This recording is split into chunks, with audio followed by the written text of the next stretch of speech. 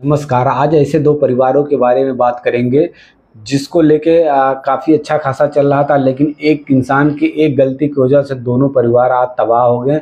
एक का बेटा छूट गया और एक के लड़की की वजह से उसके दोनों भाई जेल में आज बंद हैं। मामला क्या है, पूरा लास्ट तक वीडियो में बने रहिएगा, सारी बातें बताते हैं। एक दलित परिवार का एक लड़का रहता है जिसका नाम रमेश रहता है। उसका एक छोटा भाई 10 साल का रहता है और उसकी एक छोटी बहन रहती है जिसकी उम्र 5 साल की रहती है। और उसके माँ बाप रहते हैं, जो माँ बाप का तबीयत ठीक नहीं रहता है। रमेश पूरे परिवार का खर्चा वो खुद स्वयं कमा कर चलाता था और वह बाहर भी नहीं जा पाता क्योंकि उसके माँ बाप का तबीयत ठीक नहीं रहता था। वो गांव में ही, जैसे गांव की दिहाड़ी होता है, सबके यहाँ घर पे काम कर लेता, जो दिन का 200-400 रुपया मिलता, उसी से अपने पूरे परिवार का खर्च चलाता। कभी कभी उसे काम मिल जाता था तो कर लेता था, कभी कभी नहीं काम मिलता था तो घर पर बैठना पड़ता था उसे। लेकिन उसी गांव का रहने वाला एक सलमान नाम का लड़का रहता है, जो इसके घर पे अच्छा खासा प्रॉपर्टी रहता है, ट्रैक्टर रहते हैं और सारे कारोबार रहते हैं। दो भाई बम्बई में रहते हैं जो अच्छा खासा कारोबार करते हैं। अब सलमान अकेले घर पे पूरा काम देखता था, अकेले नहीं कर पाता था। अपने भाई से बात करता है कि भाईजान, अब अकेले मुझसे काम नहीं हो पाता, कोई और एक आदमी रख दो। तो उसके भाई कहते हैं कोई गांव में कोई एक लड़का देख लो जो आपके साथ काम करने के लिए तैयार हो जाए और जो उसको ट्रैक्टर भी चलाना आता हो। तो सलमान को रमेश मिलता है। रमेश काफ़ी अच्छा लड़का रहता है और देखने में स्मार्ट भी था। रमेश सलमान से बात करता है और दोनों में आपस में बातें जम जाती हैं और अच्छा खासा सैलरी सलमान रमेश को ऑफ़र करता है। तो कहीं ना कहीं रमेश तैयार हो जाता है कि चलो, कभी काम मिलता था कभी नहीं मिलता था, अब मुझे परमानेंट काम मिल गया, सलमान के घर काम करते हैं। सलमान के घर रमेश काम करता, ट्रैक्टर चलाता, खेती बाड़ी का काम करता। साल बीतते गया, 2 साल बीत गया, लेकिन अच्छा चल रहा था। लेकिन अचानक एक ऐसा कांड हो गया जिसकी वजह से पूरा दोनों परिवार तबाह हो चुके। सलमान की एक छोटी बहन रहती है जिसकी उम्र 18 साल रहती है और रमेश को वह अंदर ही अंदर काफ़ी दिनों से पसंद करती थी, लेकिन उसका हिम्मत नहीं पड़ता था कि रमेश को कैसे प्रपोज कर दे। अगर रमेश को प्रपोज करती तो उसे कहीं ना कहीं मन में डर लग रहा था कि रमेश कहीं हमारे भाई से ना कह दें और मुझे मार ना पड़े। लेकिन हिम्मत जुटाकर कहीं ना कहीं रमेश से वह अपनी बात दिल की रखती है और रमेश वह उसके प्रपोजल को ठुकरा देता, कहता नहीं, मैं आपके घर का काम करता हूँ, आपके घर का नमक खाया हूँ, मैं आपके भाइयों के साथ विश्वासघात नहीं कर सकता। अगर वो बड़े भैया जान पाएंगे तो हमें भी मारेंगे, आपको भी मारेंगे। लेकिन रेशमा कहती है नहीं, ऐसा कुछ नहीं होगा, किसी को कानों कान भनक नहीं लगेगा हमारे दोनों लोग के बीच में। अब फिर भी रमेश मना कर देता है। फिर 2-3-4 दिन बीतता है। फिर रेशमा कहती है कि नहीं, मान जाओ, नहीं तो अपने भाई से मैं सच में कह दूंगा और तुम्हें नौकरी से निकाल दूंगा, और तुम कहोगे तो मैं और अपनी तरफ से तुम्हें पैसा दूंगा। तो जब पैसे की बात आता है तो कहीं ना कहीं रमेश का भी मन मचल जाता है, क्योंकि उसे पैसे की बहुत सख्त ज़रूरत रहता था। उतने पैसे में उसका काम चलने वाला नहीं था जितना वो सैलरी देते थे रमेश को।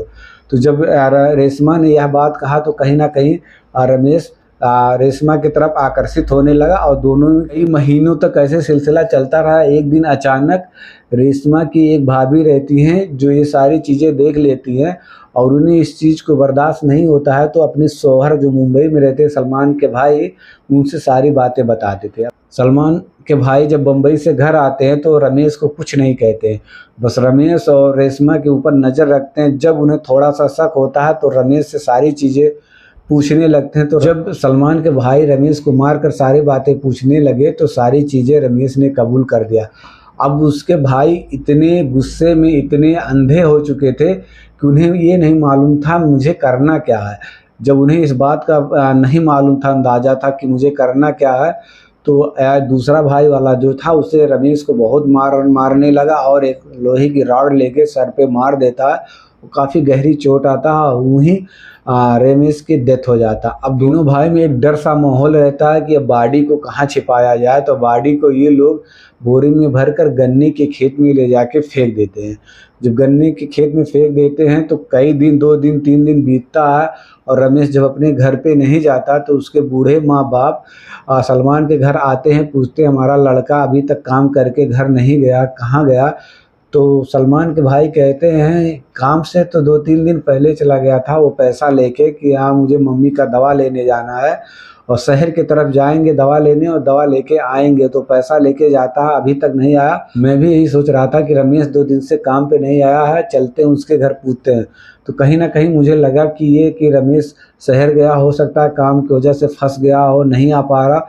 ऐसे सलमान के दोनों भाई ने बातें बनाकर उसके परिवार वालों को सुना दिया। अब उसके माता पिता घर चले गए। फिर 2 दिन बीत गया, रमेश का कुछ नहीं पता चला। एक आदमी घास काटने के लिए गन्ने के खेत में गया था। अब उसे वहाँ थोड़ा सा की खुशबू आने लगा तो वह थोड़ा सा पास गया और बोरे पे हंसिया लगाकर देखता है तो लाश रहता है।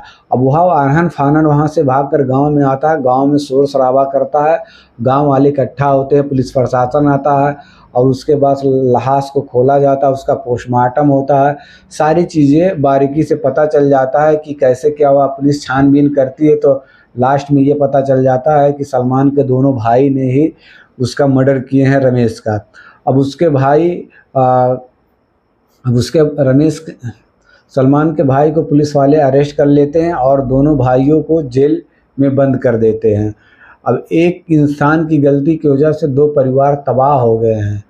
बाकी अब सलमान के दोनों भाई जेल में हैं और रमेश के माँ बाप तो अनाथ हो ही गए हैं, क्योंकि अब उनका एक छोटा बेटा 10 साल का, एक छोटी बेटी 5 साल का है। अब फिर से उनके और रमेश के माँ बाप के ऊपर उन छोटे बच्चों की जिम्मेदारी आ चुका, क्योंकि 10 साल का बच्चा कर भी क्या कर सकता है। बाकी आपकी क्या राय है कमेंट में ज़रूर बताइएगा और चैनल पर नए हो तो सब्सक्राइब कर लीजिएगा। मिलते हैं किसी नेक्स्ट वीडियो में, तब तक के लिए जय हिंद, जय भारत।